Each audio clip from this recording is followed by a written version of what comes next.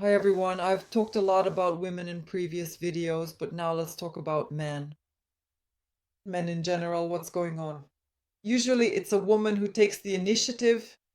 She comes in, she says, I want to lose weight. I give her a plan, she starts following it, and I tell her it's essential that she involves her whole family, especially her partner.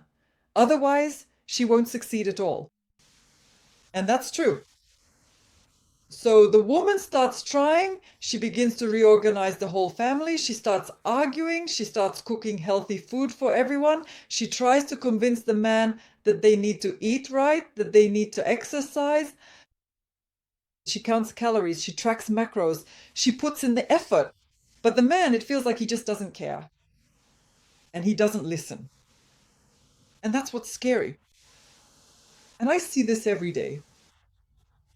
And men, dear ones, I understand you. I know why this happens because I have very good friends, my patients. I know all the reasons.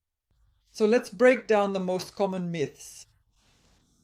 The first common myth is when he says he just wants to enjoy his life. And as a doctor, I get that. I also want to enjoy my life. I understand, I support all my patients so that they really do enjoy their life. But most often, and here I just want to debunk this myth, when people say, I want to enjoy my life, what is really meant is simply eating whatever is sold or whatever is offered. And not watching what you eat at all. In other words, eating whatever you want. That's what it's called. But what you want isn't really what you want, it's just what is sold in restaurants or at the supermarket checkout. And drinking whatever you want. And this is what's called enjoy your life. But let's figure out whether this is actually enjoyment or not. Because this, doesn't it seem strange to you that we're all different. We have very different needs, we have very different bodies, and we have very different intellects. And yet, like we're programmed, everyone says they enjoy their life only through food and alcohol. Isn't that strange? Because we're all different and we can't all love the same things, right? So let's figure out why. Because here, from childhood, from a very young age, we've been programmed to think that enjoying life, celebrating, means there must be a table full of food or there must be sweets and alcohol on top of that. And so the child watches how their parents enjoy their life and thinks that's what it is, enjoying his life. We're constantly bombarded with ads and promotions. We ourselves on our own, we have no idea. We absolutely don't know how to enjoy our life, but instead we're made to believe certain things, that we have to go to some special place or go out somewhere, order something for sure and have a drink, and then we are enjoying our life, or that we have to buy something. So is that really enjoying life or not? That's a very big question. And as someone who has experienced both lives, and I see it in my patients too, that in reality, in truth, all people are very different. And yes, here, in reality, there are actually very few people who truly enjoy food. However, most people find ways to enjoy their life in very different ways, which include regular exercise, maintaining a strong body, focusing on healthy eating habits, or even through their work. Some people enjoy life through their daily work, while others find that same joy through the beauty of music. So we are all different. And to really understand where you actually enjoy life, you shouldn't just follow the program given to you by society or your parents, but you need to try something different. Then you'll truly understand for sure. And I'll say from both sides that sometimes it's even more. The enjoyment of life you get when you have a strong body, one that is actually metabolically active, that you can feel growing, is greater than when you're just eating some pizza or chips. But that's not for everyone, you see? That is, well, it's worth trying in any case. So, you see? Then the second very reasonable response I hear, which men tell me, is that we're all going to die anyway. So why bother trying so hard? And that's actually a very reasonable answer. I'm totally for it. Yes, we're all going to die, all of us, everyone. All of us will inevitably die, and we don't even know when. But then why have children? We'll die and they'll die too. Why put in so much effort? Then why go to work at all? Or study? Or earn money? We're all going to die anyway. And we won't take money or cars with us to the grave. So it turns out there's a kind of emptiness.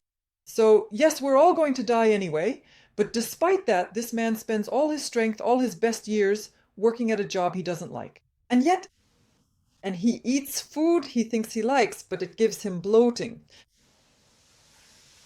Strange, isn't it? Strange. And what, in general, does a person actually get pleasure from?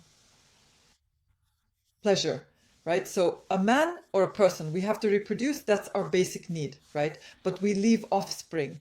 Yeah, that is exactly how it goes. As the old saying goes, he had successfully checked that specific box by the time he reached age 40. Usually, for most people, it is viewed as just another mandatory tick box on a long list of life goals, right? And of course, from a purely biological standpoint, it is often said it is best to leave offspring with different partners. But okay, we can agree that is certainly not for everyone. Then we move on, and we have another major criterion, to truly enjoy life. And what exactly is that supposed to be? It is the concept of self-actualization. And self-actualization is clearly something much more profound than just the basic acts of eating food and drinking, right? And that is precisely why, even though a person has what appears to be a seemingly full and successful life, he has a supportive wife, he has a comfortable house, he has a reliable car, and maybe not just one, but two luxury vehicles, and he has healthy children. Yet by the age of 40, he starts to feel deep down like something very important is still missing from his soul. Something. But what? It's unclear. And that's exactly it. What's missing most often is self-actualization. And this is what, in simple slang, is called a midlife crisis. That's what it is. You finally start to wonder, why are you here on Earth, right? What have you accomplished? And what else can you do? And that's when it starts to gnaw at you. And what does society advise us? Society tells us that we're all going to die anyway, so enjoy our life. Forget about self-actualization and just eat. Eat your chips and drink alcohol. But that won't help.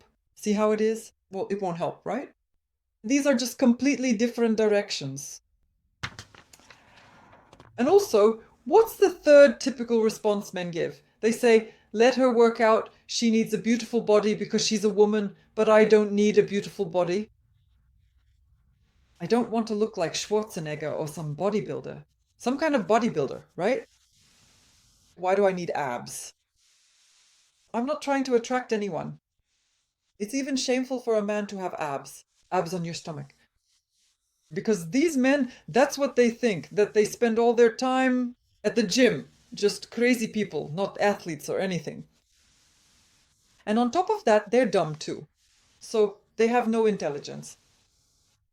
And this, of course, is, as they say, a myth that keeps our poor men trapped from getting into shape and from getting those abs. But who actually does? Right? So let's take, for example, well, I see this both in my patients and in myself, right? If a person has good muscle mass and little subcutaneous fat, those very same notorious abs, then first of all, to achieve this, to get to that level, like Arnold Schwarzenegger for a man, it takes decades. Dedication, right? It shows how consistent a person is. It shows a certain strength of character. That's the first thing. The second is genetics. You can live in the gym, but you'll never become like Arnold Schwarzenegger, and you don't need to. But if you build up your maximum muscle mass and have a minimum amount of fat, not only will your metabolism be healthier, but you'll also feel better yourself. So it improves not only how your body looks in photos or how you look when you go out to a restaurant with your woman and how people will look at you. It improves your overall self-confidence. You know what you want. Your mood automatically gets better. You feel that instead of declining with age, you're growing, you're getting stronger. And all of this comes with age. So the more you train, if you compare it to aging, yes, as we age, we supposedly start to decline. But that's not true. That's not true. If you take care of your body, as you get older, you'll actually rise instead. It's not clear, like with athletes. They get stronger every year. Of course, we fight against aging, but things actually get better. Plus, about the stereotype of dumb bodybuilders if you have some intelligence. The thing is, the body works as a single whole. If it improves muscle mass, it also improves things in the brain. So in fact, if you have good intelligence, your brain will work much better and you'll feel it. And in general, you will feel this. You'll feel a bit different. And that's when many people who have tried to make their bodies stronger as they age, they actually experience real edge moments. Their life becomes real. And then they have a chance to realize themselves because they also develop a different mindset. I'm telling you for sure. It's just physiology. And if you consistently give your body the very best kind of fuel, it is like, to make a comparison, it is exactly as if you suddenly switched from driving a very old car, one that is not energy efficient at all, some kind of rusty clunker, to a brand new high-performance Ferrari that runs perfectly. And you'll feel it every day, every second. When you wake up, when you sleep, you'll feel it. So it's absolutely different levels, right? And tell me, how would you enjoy your life in a brand new Ferrari if you drove it every day? Not about the Ferrari, but your body would feel like a Ferrari. Or in an old wheezing clunker that you're fueling incorrectly. If you compare it, like if you spent your whole life fueling your car incorrectly, can you imagine? For example, instead of gasoline, you kept putting diesel in it. The car would die immediately. But your body gives you a second chance, even if you've spent your whole life eating whatever you want, eating junk food for half your life. You can change all of that, and your body will give you this chance, will give you that Ferrari body in the second decade of your life. And your body gives you this correction. That's what's unique about biology. That's what's unique about our bodies. Then what do we get in the end? After 40, instead of falling into decades of illness, you could be enjoying your life with that pizza or those chips, right? You'll be, for example, taking blood pressure medication, pills for your back, and all of this will snowball over time. On the contrary, you'll actually be growing. You'll feel like you're getting younger because you're getting stronger, more powerful, your mindset is improving. So it's just a completely different direction. And instead of just fading away that old age, that miserable feeling, instead of spending the next 50 or 40 years, however many you have left after 40, in agony, you'll feel a new dawn and a second youth. It's true. I'm not making this up. These aren't fairy tales. And what does a second youth mean? Look, when you were young, your parents told you where to go to school, what profession to choose. Someone told you that you absolutely had to get married and have 2 or 3 kids, and you did all of that. But now you have a chance for a real youth. When you've done all that, everything that was required by someone else, now you'll know what you really need for yourself. And that's the real dawn. That's when it will happen. But it's not for everyone. Some people might just want to enjoy life, honestly, with pizza or cakes. There's nothing wrong with that. But they just need to realize it. That is, they still need to try out another side of things. Right now, we're just going down a one-sided path. We only try food, alcohol, but we don't try the other side. And I just want variety for everyone to try different levels of enjoyment of life and choose what's right for themselves. That's all there is to it. That's my medical metabolic health expert opinion. And good luck to everyone.